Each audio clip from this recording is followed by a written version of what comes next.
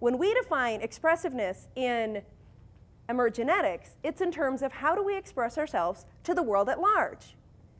Am I a first third expressive, which means I tend to be more quiet and alone. I'm going to filter my thoughts. You're not going to hear everything that happens in my brain. If I'm a third expressive, I think it, you hear it. That's how it works. Now, we tend to be most judgmental of that which we are least like. Right? This is true of all things. This is where prejudice and stereotypes come from. Right? If it doesn't look like me and act like me, it must be wrong.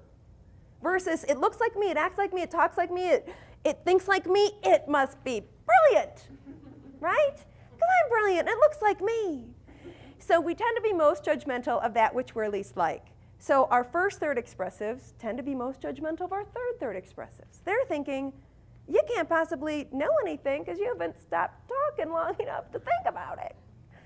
And our third expressives look at our first third expressives and think, well, you can't possibly know anything because you're not talking, right?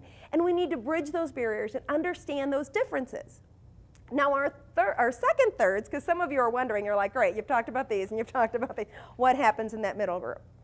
Our second thirds, it depends. It depends on what the situation calls for. If you are a second third expressive, and I put you into a room of 65 strangers, and those 65 strangers are third expressives, you're going to act like a first third expressive. Because everybody's already sharing their stories. They're gregarious performers. They're telling their stuff. They're interacting. The room doesn't need one more.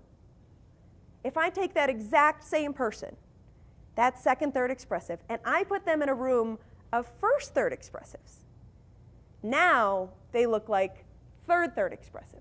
Because someone needs to be talking up and starting those dialogues, and that's who that person will be. In this room, 51% of us are first third expressives, 13% are third expressives, and 36% of us, it's going to depend. So today, those second third expressives will be looking like third expressives, because that's what the room calls for.